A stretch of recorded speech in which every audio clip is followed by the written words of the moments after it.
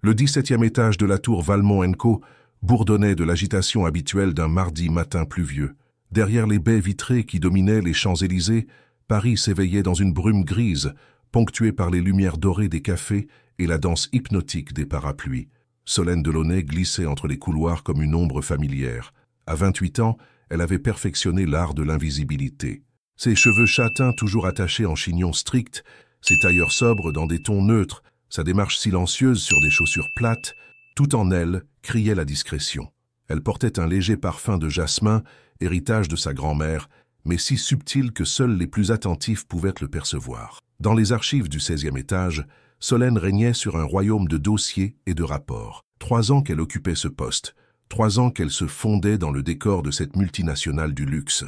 Ses collègues la saluaient poliment sans vraiment la voir. Ses supérieurs lui confiaient des tâches sans retenir son prénom. Cette invisibilité, elle l'avait choisie après lui, Julien Morard, 5 ans déjà, directeur marketing charismatique, sourire de magazine, promesse dorée. Il l'avait remarquée, séduite, puis utilisée pour obtenir des informations confidentielles avant de la jeter comme un mouchoir froissé. Sa carrière d'alors dans une agence de communication avait explosé en vol, sa confiance en miettes. Solène avait appris cette leçon amère. Être remarquée par les puissants, c'était courir le risque d'être détruite par eux. Ce matin-là, elle transportait une pile de contrats vers la salle de réunion principale, quand son téléphone vibra. Clémence, sa seule vraie amie dans cette tour de verre. Café après le boulot, j'ai des ragots croustillants sur notre nouveau DG. Solène sourit malgré elle. Clémence Beaumont, 32 ans, attachée de presse au service communication, était son exact opposé. Flamboyante, curieuse, incapable de passer inaperçue, avec ses cheveux roux et son rire cristallin qui résonnait dans tout l'étage. Elle s'était liée d'amitié autour de déjeuners silencieux et de confidences murmurées. « Nouveau DG ?» tapa Solène en retour. « Bastien Moreau. Il débarque de Londres. Paraît qu'il a révolutionné toute leur branche européenne. Beau comme un dieu grec, fortune colossale, célibataire endurci. Le fantasme de la moitié des nanas de l'entreprise. » Solène leva les yeux au ciel. Les hommes de pouvoir ne l'intéressaient plus. Elle préférait l'anonymat de ses archives aux projecteurs dangereux des hautes sphères. Au 19e étage, la réunion du conseil d'administration battait son plein. Derrière les cloisons vitrées, Solène apercevait des silhouettes en costume sombre gesticulant autour d'une table massive. Elle déposa discrètement les documents sur le bureau de l'assistante de direction et s'apprêtait à repartir quand une voix grave résonna dans la salle. Les chiffres du 4e trimestre montrent une progression de 12% sur le marché asiatique. Malgré elle, Solène ralentit le pas. Cette voix avait quelque chose de différent. Pas l'arrogance habituelle des dirigeants, mais une assurance calme, presque apaisante. Elle jeta un coup d'œil furtif vers la salle de réunion. L'homme qui parlait lui tournait le dos, mais sa prestance était saisissante. Grand, large d'épaules, il commandait l'attention sans effort. Ses cheveux bruns étaient légèrement ébouriffés, comme s'il avait l'habitude de passer la main dedans en réfléchissant. Bastien Moreau, supposa-t-elle. Soudain, comme mû par un instinct inexplicable, il se retourna vers les baies vitrées. Leurs regards se croisèrent à travers le verre. Le temps sembla suspendu. Les yeux de Bastien Moreau étaient d'un bleu-gris troublant, empreint d'une intensité qui la transperce. Il ne souriait pas, ne la dévisageait pas avec l'arrogance habituelle des hommes de son rang. Il la regardait simplement, comme s'il venait de découvrir quelque chose d'inattendu. « Monsieur Moreau », la voix d'un administrateur brisa le silence. « Vous disiez concernant les investissements. » Bastien cligna des yeux comme s'il émergeait d'un rêve. Il tourna lentement la tête vers ses interlocuteurs, mais pas avant d'avoir esquissé un léger signe de tête en direction de Solène. Le cœur de cette dernière s'emballa. Elle s'éloigna rapidement, troublée par cette connexion inattendue. Dans l'ascenseur qui la ramenait à ses archives, elle se répétait qu'elle avait imaginé cet échange de regards. Les hommes comme Bastien Moreau ne remarquaient pas les femmes comme elle. Pourtant, quelque chose avait changé. Pour la première fois depuis des années, Solène Delaunay avait eu l'impression d'exister vraiment sous le regard de quelqu'un, et cette sensation, aussi terrifiante qu'enivrante, allait bouleverser sa vie bien ordonnée. Le lendemain matin, Solène arriva au bureau avec 15 minutes d'avance, espérant retrouver la tranquillité habituelle de ses archives avant que l'agitation de la journée ne commence. Mais en poussant la porte de son bureau, elle s'arrêta net. Sur sa table de travail, à côté de son ordinateur, trônait un gobelet de café encore fumant, accompagné d'un croissant aux amandes de chez Poilane. Aucun mot, aucune carte. Juste ce petit déjeuner qui n'était pas le sien. « Tiens, quelqu'un a un admirateur secret !» lança Clémence en apparaissant dans l'encadrement de la porte, ses cheveux roux ébouriffés et son sourire malicieux déjà en place malgré l'heure matinale. « C'est sûrement une erreur », marmonna Solène, en fixant le café comme s'il allait exploser. « Les livreurs se trompent parfois d'étage. Allons donc, tu es dans les archives, ma chérie. Personne ne se trompe en descendant jusqu'ici. » Clémence s'approcha et huma l'arôme. « Et ça, c'est du café de chez Loustic, pas de la machine à café du 10e. Quelqu'un y a mis le prix. » Solène sentit son estomac se nouer. Elle repensa au regard de Bastien Moreau la veille, à ce moment suspendu entre eux. Non, c'était impossible. Les hommes comme lui n'envoyaient pas de café aux employés invisibles. La matinée s'écoula dans une étrange tension. Chaque fois que quelqu'un passait devant son bureau, Solène levait les yeux, s'attendant presque à voir apparaître la silhouette du directeur général. Mais Bastien Moreau évoluait dans des sphères bien au-dessus des archives. Vers midi, Henri Dubois, le responsable de la maintenance, frappa à sa porte. 65 ans, cheveux blancs clairsemés et sourire bienveillant, Henri était l'une des rares personnes à vraiment la voir dans cet immeuble de verre et d'ambition. « Bonjour, petite. Tout va bien?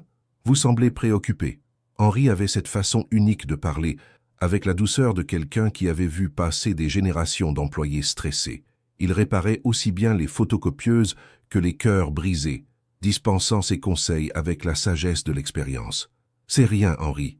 Juste une matinée bizarre. » Le vieil homme s'appuya contre le chambranle, ses yeux pétillants d'intelligence. « Bizarre comment? Le genre de bizarre qui réveille des papillons dans le ventre ?» Solène rougit malgré elle. Henri avait ce don agaçant de lire en elle comme dans un livre ouvert. « Je ne vois pas de quoi vous parlez. »« Bien sûr que non. » Il sourit et s'apprêtait à repartir quand il se retourna. « Au fait, j'ai croisé le nouveau patron ce matin près des ascenseurs. Il m'a posé des questions curieuses sur l'organisation des étages. Surtout, sur qui travaillait dans quelle section. » Le cœur de Solène fit un bond. « Ah bon? » ?»« Oui, un homme poli, pas comme les autres. Il m'a regardé dans les yeux en me parlant. Ça se fait rare par les temps qui courent. » Henri s'éloigna en sifflotant, laissant Solène seule avec ses pensées tumultueuses.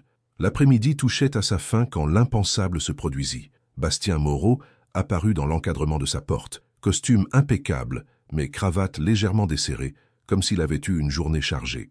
De près, il était encore plus impressionnant que la veille, pas seulement par sa prestance, mais par cette intensité dans le regard qui semblait percer les masques. « Mademoiselle » il marqua une pause, réalisant qu'il ne connaissait pas son nom. « Delaunay, Solène Delaunay. » Sa voix sortit plus faible qu'elle ne l'aurait voulu. « Mademoiselle Delaunay, je me demandais si vous auriez quelques minutes pour me parler. J'aimerais mieux comprendre le fonctionnement de notre système d'archivage. » Mensonge.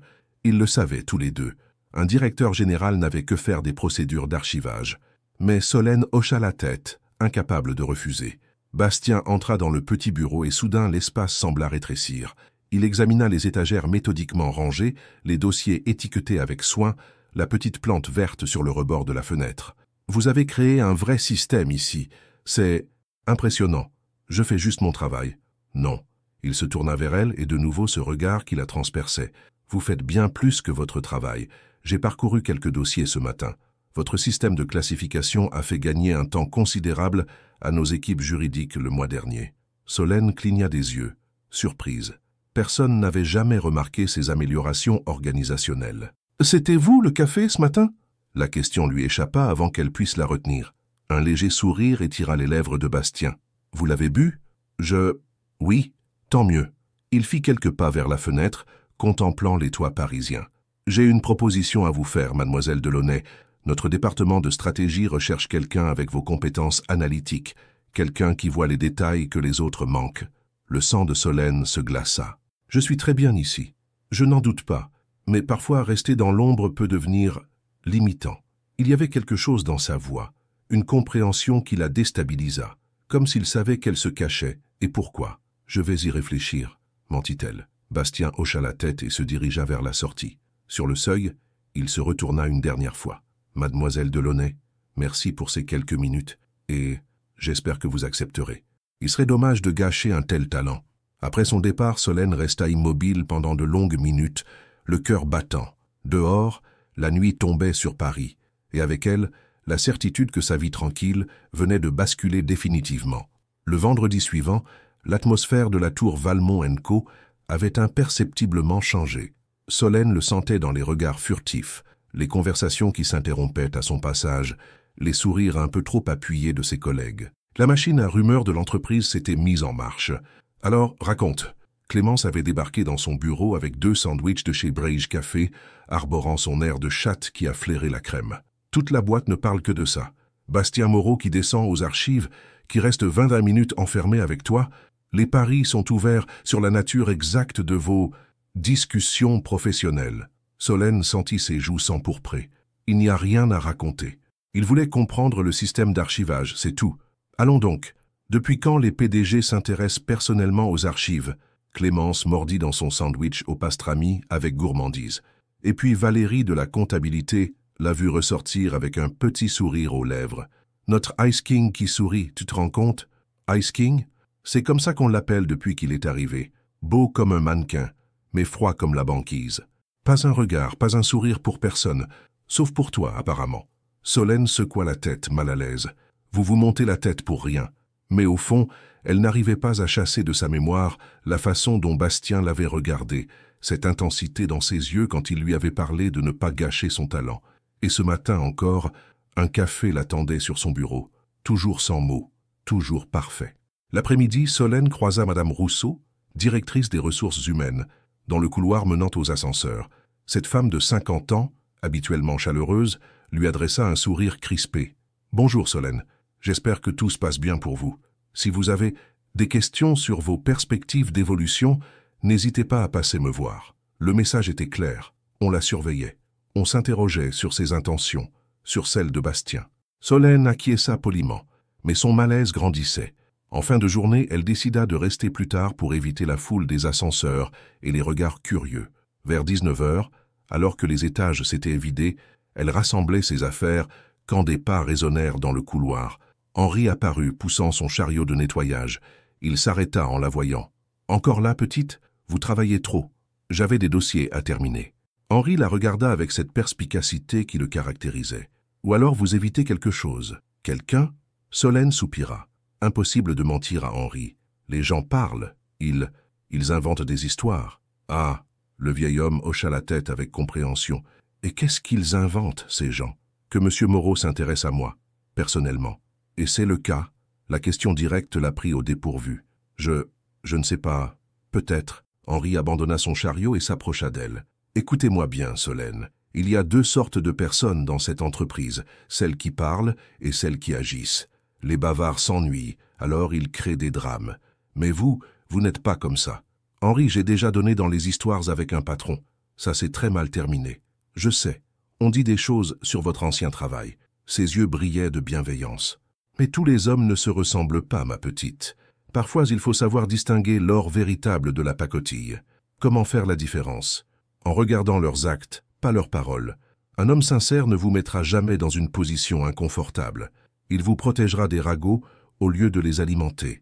Après le départ d'Henri, Solène resta seule dans son bureau, réfléchissant à ses mots. Elle pensait à Julien, qu'il avait utilisé comme un pion dans ses jeux de pouvoir, qu'il avait exposé aux rumeurs et aux humiliations. Bastien semblait différent, mais comment en être sûr? Le lundi suivant apporta sa réponse.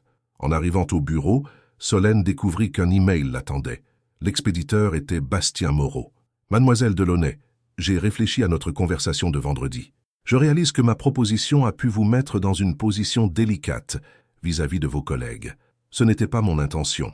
Si vous le souhaitez, nous pourrions organiser une réunion officielle avec Madame Rousseau pour discuter de votre évolution de carrière dans un cadre plus formel. Ainsi, il ne pourra y avoir aucune ambiguïté sur mes motivations professionnelles.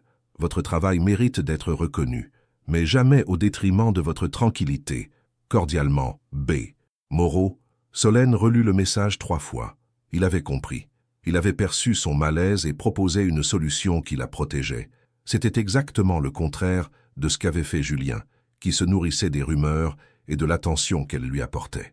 Pour la première fois depuis 1 semaine, elle sourit vraiment. Dans son bureau du 19e étage, Bastien fixait son écran en attendant une réponse. Il avait passé tout le week-end à réfléchir à cette femme qui l'intriguait tant, pas seulement par sa beauté discrète, mais par cette vulnérabilité qu'elle cachait sous une carapace de professionnalisme. Il devinait qu'elle avait été blessée et cette pensée réveillait en lui un instinct protecteur qu'il ne se connaissait pas. Quand la réponse de Solène arriva enfin, simple et directe, « J'accepte la réunion. Merci de votre compréhension ». Bastien sentit quelque chose se dénouer dans sa poitrine. Pour la première fois depuis des années, il avait l'impression que quelque chose d'important était en train de commencer. La salle de réunion du 18e étage baignait dans la lumière dorée de cette fin d'après-midi d'octobre. Solène ajusta nerveusement sa veste noire, ses mains légèrement moites malgré la fraîcheur automnale. Face à elle, Madame Rousseau consultait un dossier, tandis que Bastien, assis en bout de table, gardait une attitude parfaitement professionnelle. « Donc, si je comprends bien, » commença Madame Rousseau en relevant ses lunettes, « Monsieur Moreau souhaite vous proposer un poste au département stratégie, basé sur vos compétences analytiques et votre connaissance approfondie de nos processus internes. » Solène hocha la tête, consciente que chaque mot prononcé dans cette pièce serait rapporté et analysé. « C'est exact. Vos résultats sont effectivement remarquables, » poursuivit la directrice RH en feuilletant le dossier. « Votre réorganisation du système d'archivage a permis un gain de productivité de 15% sur les recherches documentaires. Et votre rapport sur l'optimisation des flux d'informations, très perspicace. » Solène cligna des yeux, surprise. Elle ne savait même pas que quelqu'un avait lu ce rapport qu'elle avait rédigé par curiosité personnelle. Bastien prit la parole pour la première fois depuis le début de la réunion. Mademoiselle Delaunay possède un regard analytique rare. Elle voit des connexions là où d'autres ne voient que des données isolées. C'est exactement le profil que nous recherchons pour développer nos stratégies d'expansion. Sa voix était mesurée, purement professionnelle, mais Solène surprit quelque chose dans son regard quand leurs yeux se croisèrent furtivement. Une chaleur qu'il s'efforçait de dissimuler. « Le poste impliquerait une augmentation salariale substantielle, » ajouta Madame Rousseau, « et un bureau au 15e étage avec l'équipe stratégique. » Le 15e étage. Solène connaissait cette zone. Open space lumineux, jeunes diplômés ambitieux, réunions incessantes. L'exact opposé de son refuge silencieux. « Puis-je avoir quelques jours pour réfléchir ?»« Naturellement, » répondit Bastien. « C'est un changement important. Prenez le temps qu'il vous faut. » Après la réunion, Madame Rousseau raccompagna Solène jusqu'aux ascenseurs. Dans le couloir désert, son masque professionnel tomba légèrement. « Solène, vous savez que j'ai de l'affection pour vous, alors permettez-moi de vous parler franchement. » Elle baissa la voix. « Monsieur Moreau est différent depuis son arrivée, plus humain d'une certaine façon. Personne ne sait pourquoi, mais votre nom revient souvent dans ces conversations avec l'équipe dirigeante. Pas de manière déplacée, mais un homme comme lui ne s'intéresse pas aux détails d'archivage par hasard. » Madame Rousseau posa une main maternelle sur son bras. « Attention, ma petite, les histoires entre employés et dirigeants finissent rarement bien pour l'employé. » Le soir même, Solène retrouva Clémence dans un petit bistrot de Montmartre près de chez elle. Le lieu était chaleureux, avec ses banquettes en velours rouge et ses bougies qui créaient une ambiance feutrée. Elles s'installèrent à une table près de la fenêtre, observant les passants déambuler sur les pavés luisants de pluie. Alors, attaqua immédiatement Clémence en commandant un verre de Sancerre. « Raconte-moi tout. » Solène lui relata la réunion en détail, omettant les regards échangés et les sous-entendus, mais Clémence la connaissait trop bien. « Tu as peur, » diagnostiqua-t-elle en trempant ses lèvres dans son vin blanc, « et je comprends pourquoi. Mais Solène, ma chérie, tu ne peux pas rester cachée toute ta vie à cause de ce que t'a fait cette ordure de Julien. Ce n'est pas si simple. » « Si, ça l'est. » Clémence se pencha vers elle, ses yeux verts brillants de conviction. « Tu as 28 ans, tu es brillante. Et pour la première fois depuis que je te connais, quelqu'un reconnaît ta valeur. Tu vas laisser passer ça par peur ?» Solène contempla son verre de vin rouge sans y toucher. « Et si c'est un autre Julien? Si je ne suis qu'un défi pour lui? La petite souris qu'il s'amuse à faire sortir de son trou? Alors tu le remets à sa place et tu repars plus forte. Mais tu ne le sauras jamais si tu n'essaies pas. » Le week-end passa dans un tourbillon de doutes et d'interrogations. Solène se promenait dans les rues de son quartier, observant les couples qui flânaient main dans la main, les familles qui riaient dans les parcs. Elle pensait à Henri et à ses conseils sur la différence entre l'or véritable et la pacotille. Elle repensait à la façon dont Bastien avait organisé cette réunion pour la protéger des rumeurs. Le dimanche soir, son téléphone vibra. Un message de Bastien. « J'espère que vous passez un bon week-end. Pas de pression concernant le poste. Votre bien-être passe avant tout. Simple, attentionné, sans attente. » Solène fixa l'écran pendant de longues minutes. Julien n'avait jamais envoyé ce genre de message. Lui bombardait de textos exigeants, de demandes d'attention, de reproches déguisés en inquiétude. Le lundi matin, elle prit sa décision. Elle frappa à la porte du bureau de Bastien à 9 heures précises. Il était au téléphone mais lui fit signe d'entrer et de s'asseoir. Elle l'observa terminer sa conversation en anglais avec ce qui semblait être des investisseurs londoniens. Même au téléphone, il dégageait cette autorité naturelle qui ne s'embarrassait pas d'arrogance. « Désolé pour l'attente », dit-il en raccrochant. « Alors, avez-vous pris une décision ?» Solène inspira profondément. « J'accepte le poste, mais j'ai une condition. » Bastien haussa un sourcil intrigué. « Je vous écoute. Je veux que ce soit clair pour tout le monde que cette promotion n'a rien à voir avec autre chose. Si j'échoue, je veux pouvoir partir la tête haute. Si je réussis, je veux que ce soit grâce à mon travail, pas grâce à moi, termina-t-il doucement. Exactement. Bastien se leva et fit quelques pas vers la fenêtre, contemplant Paris qui s'activait en contrebas. Quand il se retourna, son expression était sérieuse mais bienveillante. « Mademoiselle Delaunay, votre talent n'a besoin d'aucune protection. Et croyez-moi, je ne confierai jamais un poste stratégique à quelqu'un par sympathie personnelle. L'entreprise est trop importante pour cela. » Il marqua une pause et pour la première fois, sa façade professionnelle laissa transparaître quelque chose de plus profond. « Vous méritez cette place, indépendamment de tout le reste. » Dans ses yeux, Solène lut une sincérité qui acheva de balayer ses derniers doutes. Pour la première fois depuis des années, elle se sentait vraiment vue, vraiment comprise. « Alors c'est d'accord, » dit-elle en lui tendant la main. Quand leurs paumes se touchèrent pour sceller l'accord, une décharge électrique traversa Solène, et à la façon dont les yeux de Bastien s'assombrirent légèrement, elle comprit qu'il l'avait ressenti aussi.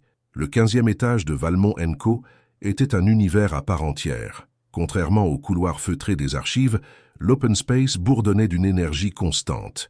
Téléphone qui sonnait, conversation animée en anglais, écran qui clignotait avec des graphiques complexes.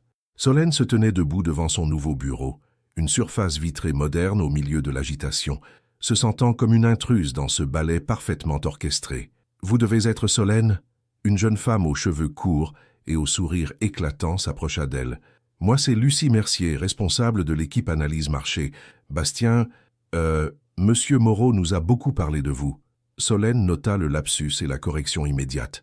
Même ici, l'autorité de Bastien créait cette familiarité respectueuse que peu de dirigeants inspiraient. « Enchanté, j'espère être à la hauteur. »« Oh, ne vous inquiétez pas. » Lucie désigna l'espace environnant. « C'est intense au début, mais on forme une bonne équipe. Tenez, laissez-moi vous présenter les autres. » Les présentations s'enchaînèrent. Raphaël, spécialiste des marchés asiatiques, qui jonglait entre 3 langues dans la même phrase.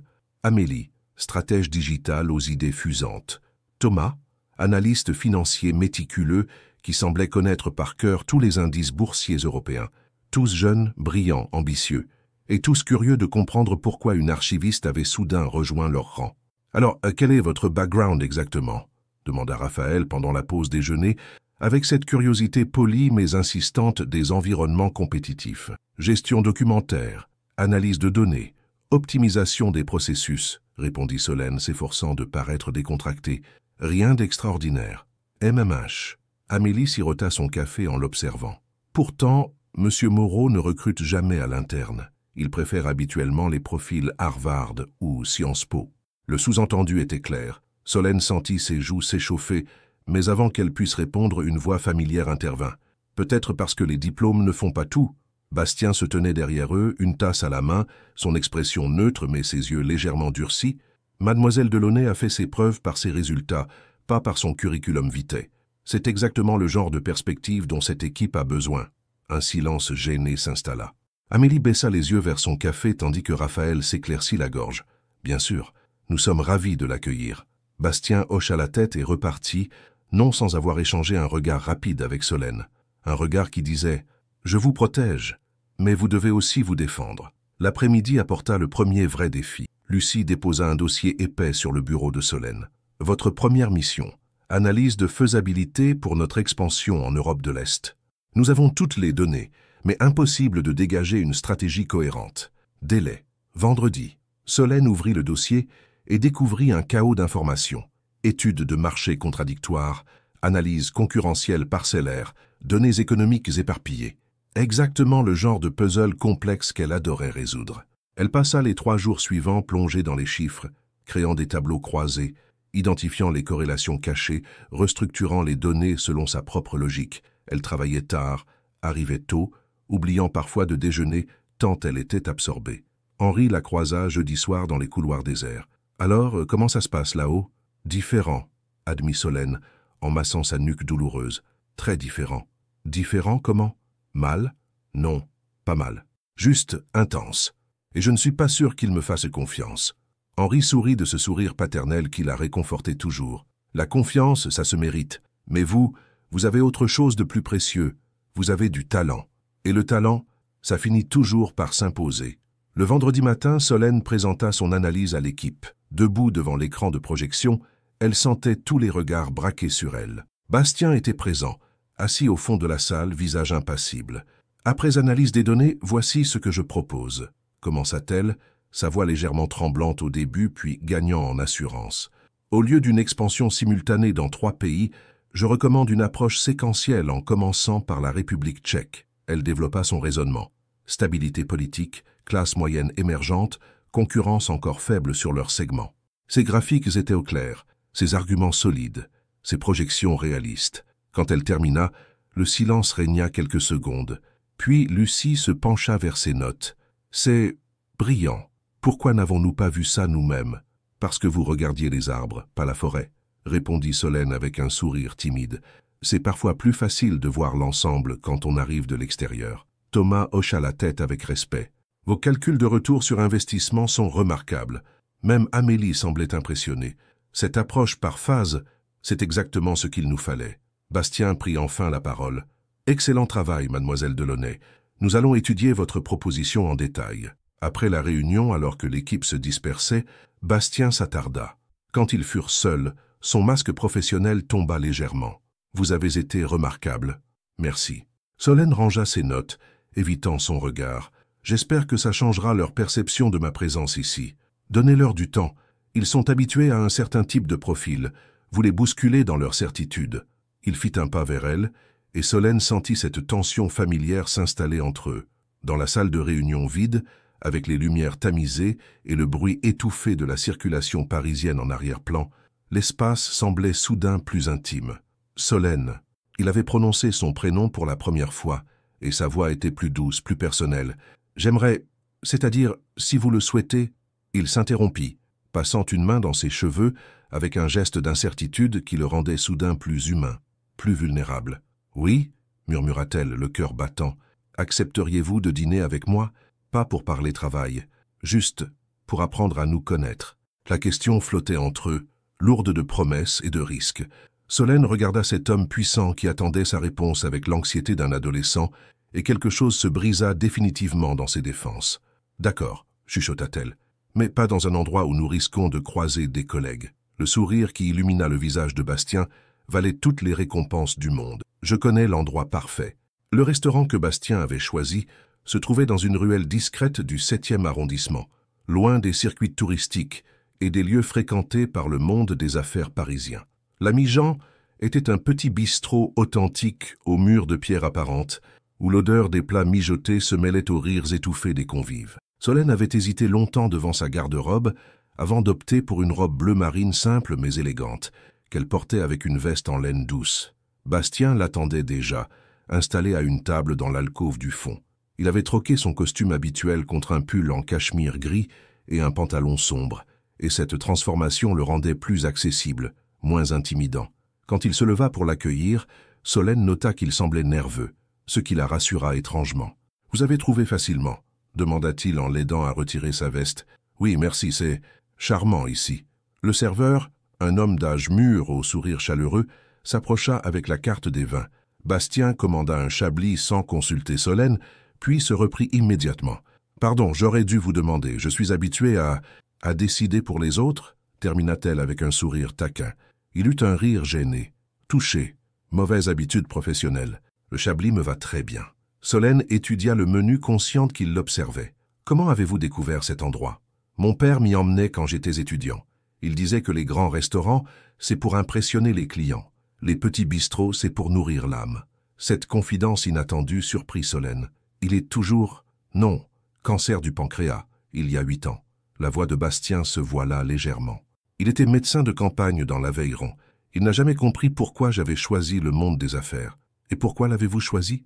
Bastien porta son verre à ses lèvres, réfléchissant. Bonne question. Peut-être pour prouver quelque chose. À lui, à moi-même. Le pouvoir, l'argent, la reconnaissance. Tous ces mirages qui paraissent aussi importants quand on a 25 ans. Et maintenant, il la regarda intensément. Maintenant, je me demande si je n'ai pas perdu l'essentiel en cours de route. Le dîner se déroula dans cette atmosphère de confiance mutuelle.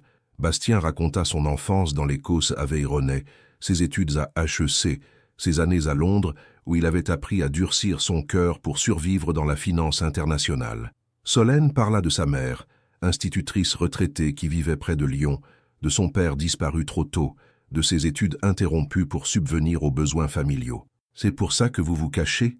demanda-t-il doucement en la voyant hésiter sur certains détails. « Parce que votre parcours ne ressemble pas aux standards attendus ?» Partiellement.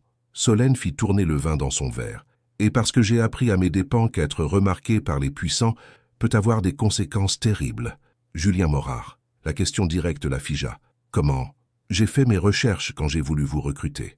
Pas pour fouiller dans votre vie privée, mais pour comprendre votre parcours professionnel. » Son expression se durcit. Ce qu'il vous a fait était inexcusable. Il m'a utilisé pour obtenir des informations sur un client de mon agence. Ensuite, il m'a jeté comme un mouchoir usagé et a fait en sorte que je sois licencié pour faute professionnelle. Sa voix était calme, mais Bastien perçut la douleur encore vive. 3 ans de procédure pour laver mon nom, et une réputation détruite. Je comprends votre méfiance envers les hommes en position de pouvoir. Ce n'est pas que de la méfiance, c'est de la terreur. Solène le regarda droit dans les yeux. « Je ne veux plus jamais dépendre de quelqu'un d'autre pour ma survie professionnelle. » Bastien tendit la main vers la sienne, s'arrêtant juste avant de la toucher. « Puis-je » Elle hocha la tête, et ses doigts se refermèrent délicatement sur les siens. Cette simple caresse envoya une décharge électrique dans tout son corps. « Solène, je ne suis pas Julien Morard. Je ne prendrai jamais de décision à votre place. Je ne vous utiliserai jamais. Et si un jour notre proximité devient un problème pour votre carrière, je serai le premier à prendre du recul. »« Pourquoi ?» murmura-t-elle. « Pourquoi moi? Vous pourriez avoir n'importe qui. » Il sourit, ce sourire rare qui transformait complètement son visage. « Parce que quand je vous ai vu ce jour-là derrière cette vitre, j'ai eu l'impression de me réveiller après des années de sommeil. Parce que vous me regardez vraiment, pas ma position ou mon compte en banque. Parce que votre silence vaut tous les bavardages mondains que j'entends quotidiennement. » Il caressa doucement sa paume du pouce. « Et parce que j'ai envie de découvrir la femme que vous cachez derrière vos peurs. » Le reste du dîner se déroula dans une bulle d'intimité croissante. Ils parlèrent de livres, de voyages rêvés, de musique qui les émouvait.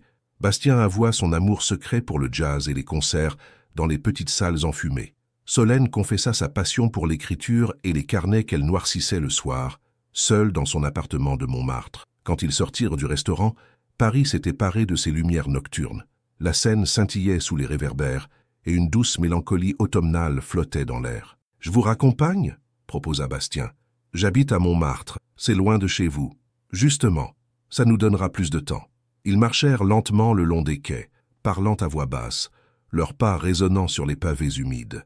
Arrivés devant l'immeuble de Solène, une bâtisse haussmannienne aux volets bleus délavés, ils s'arrêtèrent, soudain conscients que cette soirée magique touchait à sa fin. « Merci pour cette soirée » dit Solène. « C'était différent ? Parfait. » Bastien s'approcha doucement, laissant à Solène tout le temps de se dérober si elle le souhaitait. Mais elle ne bougea pas, levant son visage vers le sien. Leurs lèvres se rencontrèrent dans un baiser tendre, hésitant d'abord, puis plus profond. Un baiser qui goûtait la promesse et l'espoir, qui effaçait temporairement toutes les peurs et tous les doutes. Quand ils se séparèrent, Solène avait les joues rosies et les yeux brillants. « Bonne nuit, Bastien. »« Bonne nuit, Solène. » Elle disparut dans le hall d'entrée et Bastien resta un moment immobile sur le trottoir, un sourire béat aux lèvres. Pour la première fois depuis des années, il se sentait vivant. Dans son appartement, Solène s'appuya contre la porte fermée, le cœur battant. Elle touchait encore ses lèvres, incrédule. Elle venait de franchir une ligne qu'elle s'était juré de ne plus jamais franchir, et elle n'avait jamais été aussi heureuse de sa vie. Les semaines qui suivirent ce premier dîner transformèrent imperceptiblement le quotidien de Solène. Bastien et elle avaient établi des règles tacites, discrétion absolue au bureau, professionnalisme irréprochable, pas de favoritisme apparent. Pourtant, leurs regards se cherchaient malgré eux lors des réunions, et Solène surprenait parfois un sourire fugace sur les lèvres de Bastien quand leurs chemins se croisaient dans les couloirs. Leur rendez-vous secret s'organisait avec la précision d'opérations militaires. Petit restaurant discret de la rive gauche, promenade dans les jardins du Luxembourg à l'heure du déjeuner, concert de jazz dans des caves obscures de Saint-Germain. Bastien lui faisait découvrir un Paris qu'elle ne connaissait pas, celui des connaisseurs, loin des circuits touristiques. Ce samedi après-midi de novembre, il se promenait au marché aux puces de Saint-Ouen, Bastien ayant troqué ses costumes sur mesure contre un jean et un blouson de cuir qui le rajeunissaient de 10 ans. Solène fouillait dans un étalage de livres anciens quand elle tomba sur un recueil de poèmes d'Éluard à la couverture fatiguée. « Liberté, j'écris ton nom », murmura Bastien en lisant par-dessus son épaule. « Mon père me récitait ce poème quand j'étais enfant. Prenez-le. » Solène lui tendit le livre. « Pour vous souvenir de lui. » « Non. » Il referma doucement ses mains sur celles de Solène. « Gardez-le. Quand vous le lirez, vous penserez à moi. » Ces moments d'intimité étaient précieux, mais fragiles, car au bureau, la situation devenait de plus en plus tendue.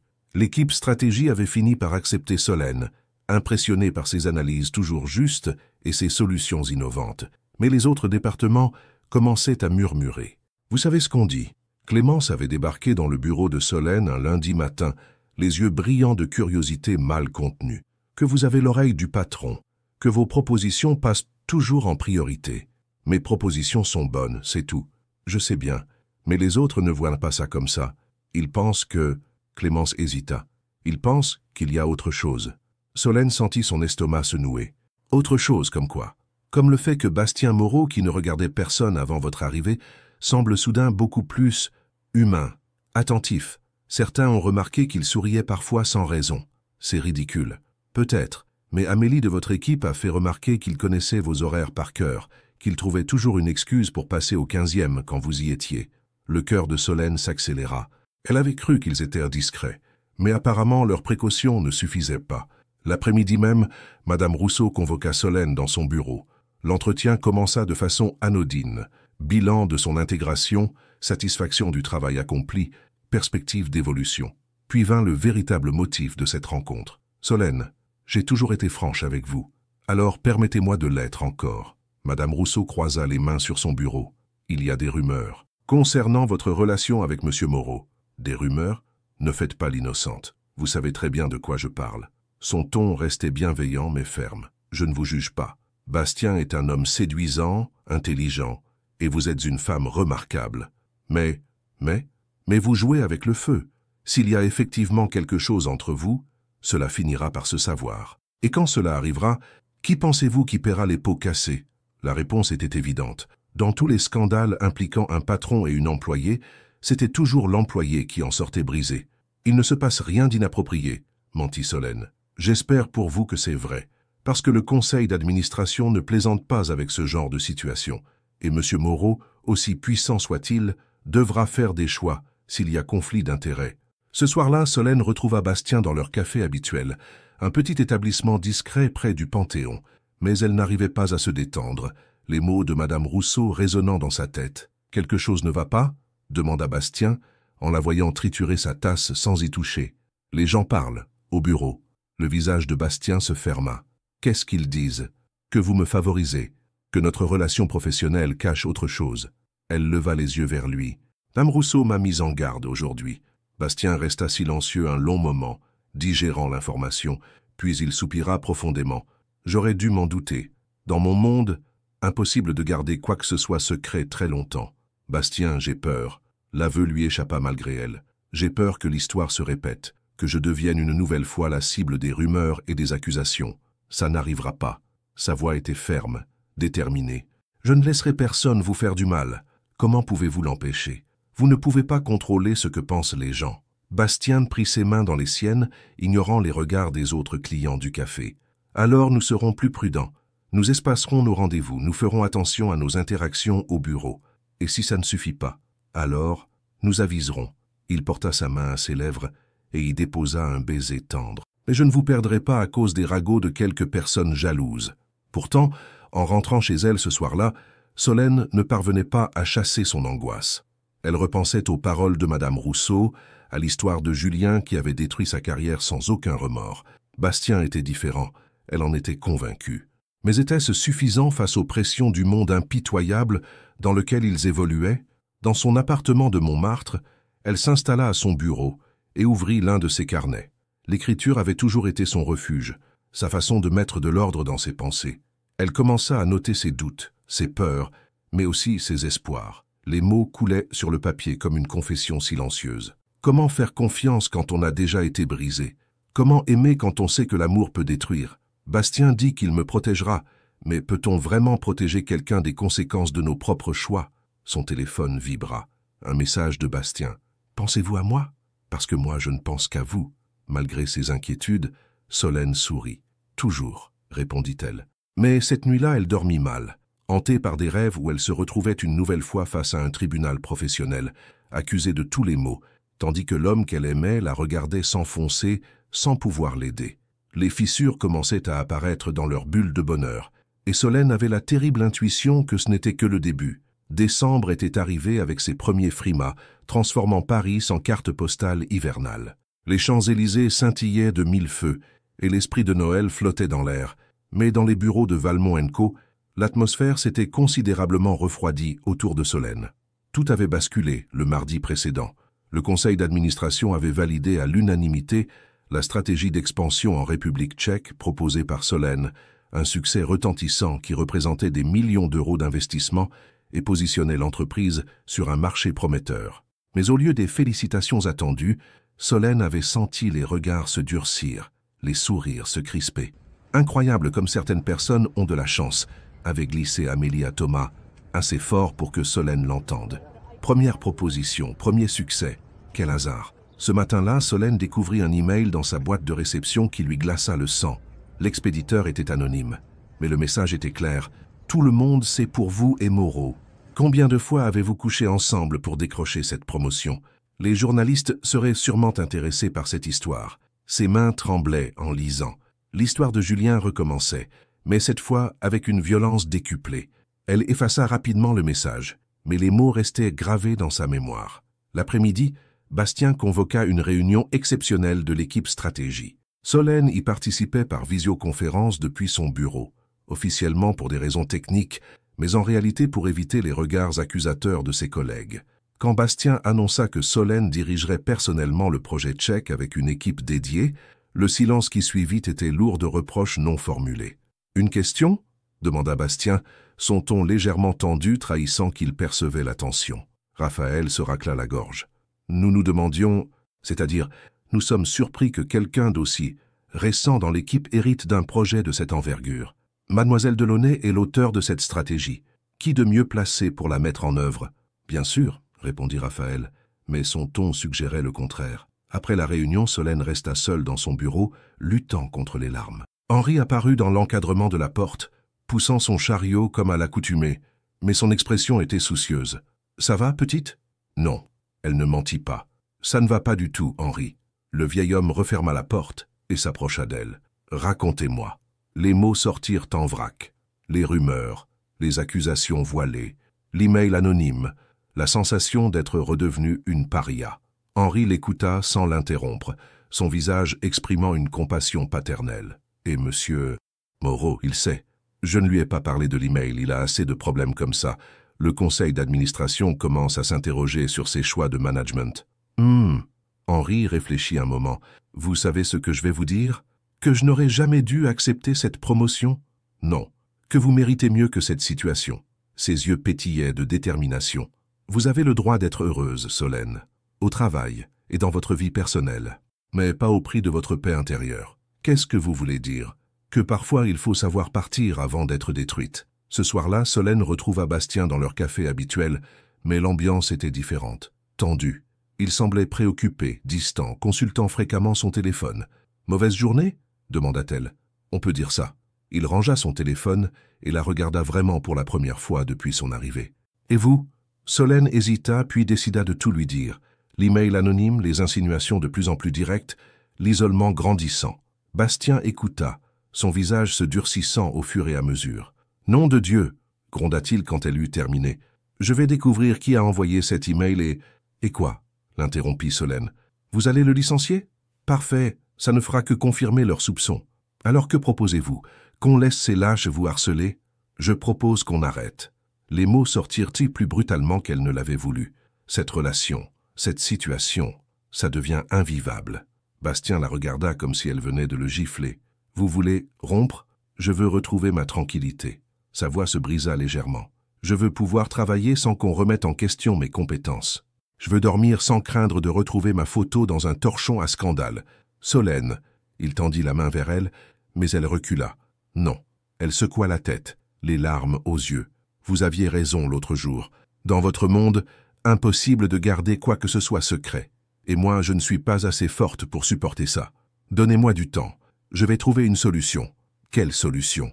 Sa voix montait malgré elle. Vous ne pouvez pas changer la nature humaine.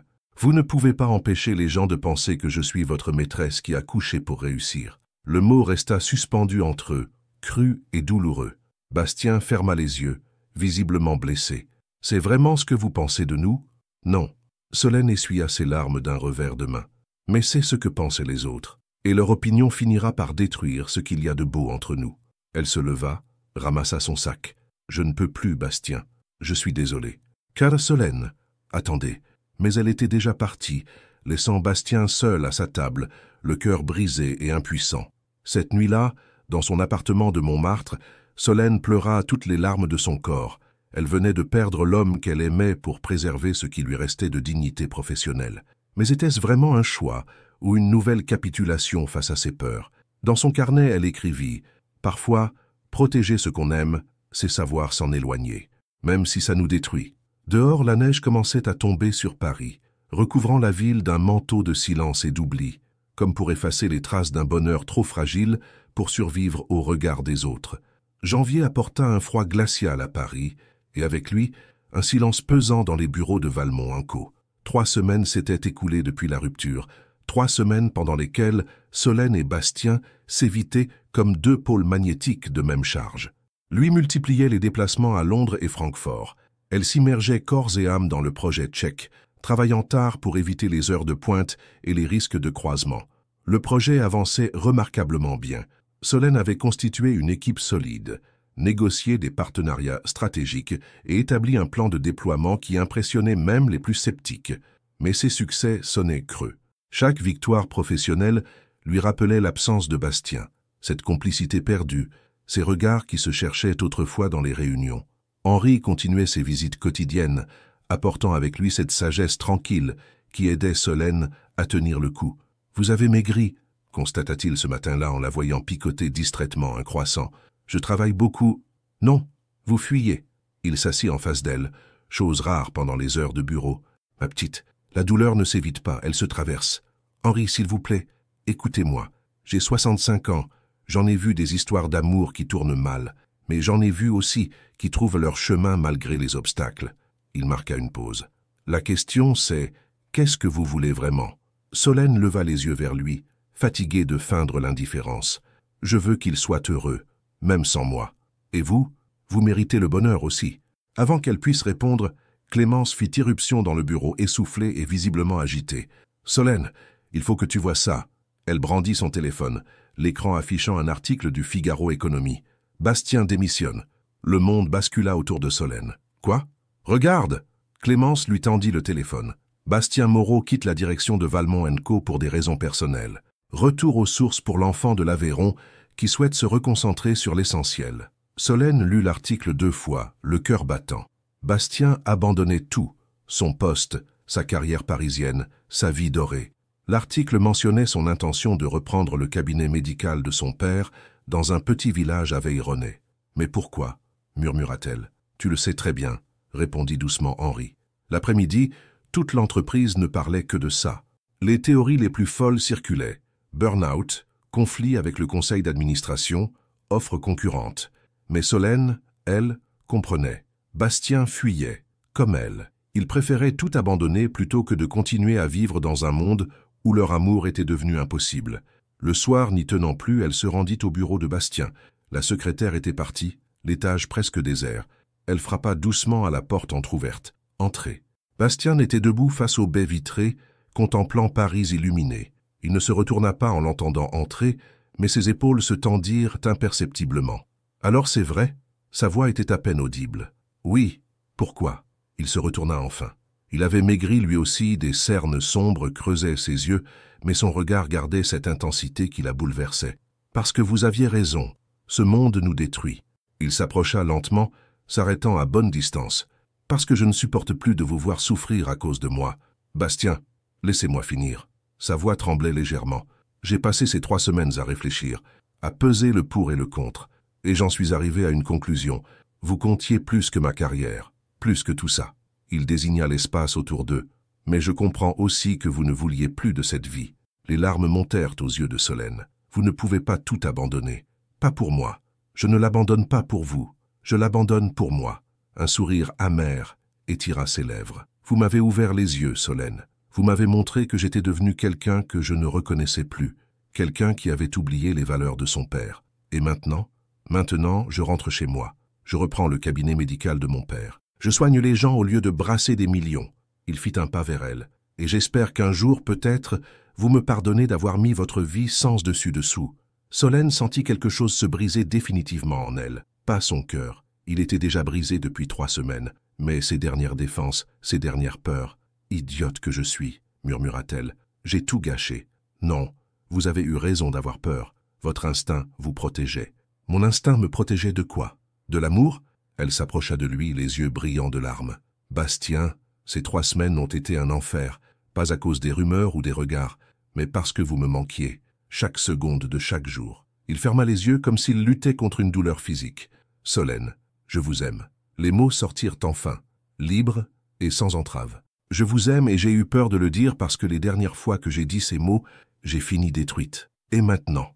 Elle prit son visage entre ses mains, caressant doucement ses joues creusées par la fatigue et le chagrin. « Maintenant, je n'ai plus peur, parce que si vous êtes prêt à tout abandonner pour vos valeurs, alors je peux bien abandonner mes peurs pour l'amour. » Leurs lèvres se rencontrèrent dans un baiser désespéré, chargé de toute la douleur et de tout l'amour accumulé pendant ces semaines de séparation. Quand ils se séparèrent, Bastien appuya son front contre le sien. « Venez avec moi, » chuchota-t-il. « Venez avec moi en Aveyron. Nous recommencerons de zéro, loin de tout ça. » Solène ferma les yeux, imaginant cette nouvelle vie. La campagne, la simplicité, un amour sans témoins indiscrets ni enjeu de pouvoir. « Et mon travail? Le projet tchèque? Vous êtes brillante, Solène. Vous trouverez votre voie n'importe où. » Il lui caressa les cheveux. « Mais cette fois, nous le ferons ensemble, sans nous cacher, sans avoir honte de nous aimer. » Dans la lueur dorée des lampadaires parisiens qui filtraient à travers les baies vitrées, Solène réalisa que parfois, le plus grand acte de courage n'était pas de rester et de lutter, c'était de partir et de recommencer. « D'accord », murmura-t-elle contre ses lèvres. « Allons-y. » 6 mois plus tard, Lyon. La librairie Passage, nichée dans une ruelle pavée du vieux Lyon, baignait dans la lumière dorée de cette fin d'après-midi de juin. Solène arrangeait une dernière fois sa table de présentation, vérifiant que ses exemplaires étaient bien disposés à côté d'un petit bouquet de lavande de Provence. Son premier livre venait de paraître aux éditions de la Soie, L'invisible récit d'une renaissance, un témoignage personnel sur le courage de se réinventer. Cela faisait 4 mois qu'elle vivait à Lyon, dans un petit appartement près de la Saône, partageant son temps entre l'écriture et sa mère, Françoise, qui se remettait lentement d'une opération du cœur. La ville l'avait accueillie avec douceur, offrant ce mélange parfait de tranquillité provinciale et de richesse culturelle dont elle avait besoin pour panser ses blessures et retrouver sa voix. Son départ de Valmont & Co avait fait quelques remous, mais moins qu'elle ne l'avait craint. Le projet tchèque était en de bonnes mains avec Lucie, et Solène avait découvert que quitter Paris volontairement donnait une toute autre résonance à son départ que d'en être chassée. « Vous êtes prête ?» demanda Margot, la propriétaire de la librairie, une femme pétillante de 50 ans qui militait pour la littérature locale. « Aussi prête qu'on peut l'être pour parler de sa vie devant des inconnus, » répondit Solène avec un sourire nerveux. L'événement était modeste. Une trentaine de personnes, principalement des habitués de la librairie, quelques journalistes culturels locaux, des amis de Françoise, venus spécialement malgré sa convalescence. Rien à voir avec les grands raouts parisiens, mais Solène préférait cette intimité chaleureuse.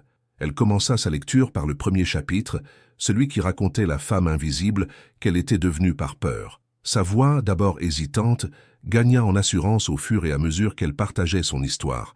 La manipulation de Julien, ses années d'effacement volontaire, sa renaissance, grâce à un homme qui avait su la voir vraiment. Ce livre parle de l'invisibilité choisie, expliqua-t-elle à l'assistance attentive, de la façon dont nous nous cachons parfois pour survivre, et du courage qu'il faut pour accepter d'être vu à nouveau. Une dame âgée leva la main. Et cet homme dont vous parlez, il a inspiré votre renaissance. Solène sourit tristement. Il m'a montré que j'avais le droit d'exister pleinement. Mais parfois, les histoires d'amour ne finissent pas comme dans les romans. Parfois, aimer vraiment, c'est savoir partir, car elle était partie. Après cette nuit de retrouvailles dans le bureau de Bastien, après avoir accepté de le suivre en Aveyron, la réalité avait rattrapé Solène. Comment pouvait-elle abandonner sa mère malade? Comment pouvait-elle fuir une nouvelle fois au lieu d'affronter sa propre reconstruction? Elle avait donc choisi Lyon. Un compromis géographique et émotionnel qui lui permettait de rester près de sa famille tout en s'éloignant des tentations parisiennes. Bastien avait compris. Il respectait son choix, même si leur séparation définitive les avait brisés tous les deux. La séance de dédicace se déroulait tranquillement quand Solène leva les yeux et sentit son cœur s'arrêter. Au fond de la librairie, près des rayons de poésie, se tenait Bastien. Il avait changé, bronzé, détendu, portant une chemise en lin blanc et un jean délavé qui le rajeunissait. Mais c'était surtout ses yeux qui avaient changé. Cette dureté parisienne avait disparu, remplacée par une sérénité qu'elle ne lui connaissait pas. Leurs regards se croisèrent par-dessus les têtes des lecteurs. Il lui sourit, ce sourire doux qu'elle connaissait si bien, et leva discrètement un exemplaire de son livre qu'il tenait à la main. Solène termina les dédicaces en pilotage automatique, le cœur battant.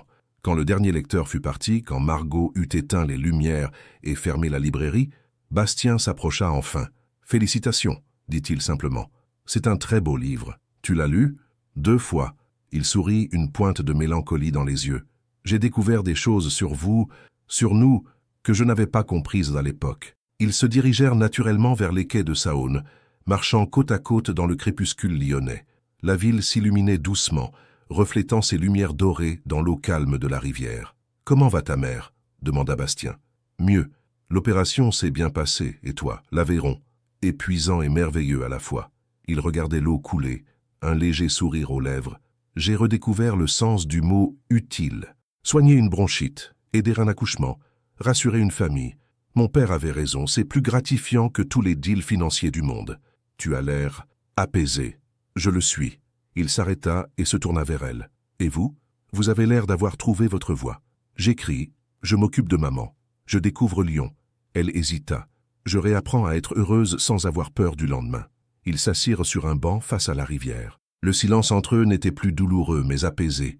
Chacun avait trouvé son chemin, loin de l'autre, mais grâce à l'autre. « Solène, je voulais vous dire... » Bastien sortit quelque chose de sa poche. « J'ai quelque chose pour vous. » C'était le recueil d'Éluard qu'elle lui avait offert au marché aux puces, celui qui appartenait maintenant à son passé parisien. Il l'ouvrit à une page marquée d'un signet. Page 47. « Tu es venu, le feu s'est alors ranimé, l'ombre a cédé, le froid d'en haut s'est étoilé. » Il referma le livre et le lui tendit. « Merci de m'avoir ranimé, même si nous ne pouvions pas aller plus loin ensemble. » Solène accepta le livre, émue aux larmes. « Bastien, ne dites rien. » Il se leva doucement. « Nous nous sommes aimés au bon moment, de la bonne façon. Peut-être pas au bon endroit, mais nous nous sommes aimés vraiment. C'est déjà beaucoup. » Il déposa un baiser léger sur son front, ce geste tendre et définitif qui disait adieu sans amertume. « Soyez heureuse, Solène. Vous le méritez. » Il s'éloigna dans la pénombre lyonnaise et Solène resta seule sur son banc, le livre serré contre son cœur. Autour d'elle, la ville vivait sa vie nocturne tranquille. Des couples se promenaient main dans la main, des familles rentrèrent du restaurant, des jeunes riaient sur les terrasses. Pour la première fois depuis des mois, Solène ne ressentait ni manque ni regret, juste une profonde gratitude pour cet amour qui l'avait transformé, même inachevé, car parfois, aimer vraiment ne consistait pas à tout partager, mais à se donner mutuellement la force de devenir qui on était vraiment destiné à être. Elle ouvrit le livre à la page marquée et lut le poème d'Éluard dans la lumière des réverbères. Puis elle sourit, se leva et rentra chez elle d'un pas léger. Demain, elle écrirait. Demain, elle vivrait. Demain était plein de possibles. L'invisible avait enfin appris à exister. Automne 2027. La maison de retraite. Les jardins du temps, nichés dans les collines lyonnaises, baignaient dans les couleurs dorées d'octobre. Solène poussait le fauteuil roulant de sa mère le long des allées bordées d'érables flamboyants, savourant ces moments de complicité retrouvés. Françoise avait bien récupéré de son opération, mais à 72 ans, elle préférait la sécurité de cette résidence médicalisée à la solitude de son ancien appartement. « Tu as reçu des nouvelles de ton éditeur ?» demanda Françoise, en caressant distraitement le chat roux de la résidence qui les avait rejoints. « Oui, le deuxième livre sort au printemps. » Solène sourit, encore surprise par le succès inattendu de l'Invisible. Margot organise déjà une tournée de rencontres dans sa librairie. Son premier livre avait touché un public bien plus large que prévu. Des femmes de tous âges lui écrivaient pour partager leurs propres histoires d'invisibilité, de renaissance, de courage retrouvé. Solène découvrait avec émotion qu'elle n'était pas seule à avoir vécu cette traversée du désert émotionnel. Et ce jeune homme de la médiathèque, Olivier, Solène rougit légèrement. Olivier Durand, bibliothécaire passionné de littérature contemporaine, organisait régulièrement des cercles de lecture où Solène était devenue une invitée appréciée. 35 ans, divorcé, père d'une fillette de 8 ans, il avait cette gentillesse authentique qui n'attendait rien en retour. Leurs cafés littéraires se multipliaient, leurs conversations s'approfondissaient, et Solène sentait naître en elle quelque chose de doux et de patient. « Nous sommes amis, maman. »« Ah, pour l'instant », répliqua Françoise avec ce sourire complice qui agaçait et réjouissait sa fille à la fois. Ce soir-là, Solène rentrait de sa visite quotidienne quand elle découvrit une enveloppe glissée sous sa porte. Pas de nom d'expéditeur, juste une adresse en Aveyron qu'elle reconnut immédiatement. À l'intérieur, une carte postale représentant le village de Bastien, des maisons de pierre blonde blotties autour d'un clocher roman, une place ombragée de platanes centenaires. Au verso, quelques mots de son écriture familière. « Chère Solène, j'espère que Lyon vous réussit toujours. J'ai lu dans Livres Hebdo que votre deuxième ouvrage paraît bientôt. Je suis fier de vous. De mon côté, la vie suit son cours paisible. Le cabinet médical fonctionne bien et j'ai la joie d'annoncer mes fiançailles avec Anaïs Fontaine, l'institutrice du village. Elle a cette simplicité et cette générosité que mon père aurait appréciée. Je voulais que vous l'appreniez par moi. Nous nous marions au printemps, dans la petite église où mon père et ma mère ont échangé leurs vœux. Soyez heureuse, Solène. Vous nous avez enseigné, à Anaïs et moi sans le savoir, que l'amour véritable ne s'impose jamais. Il se donne librement. Avec toute mon affection, Bastien PS.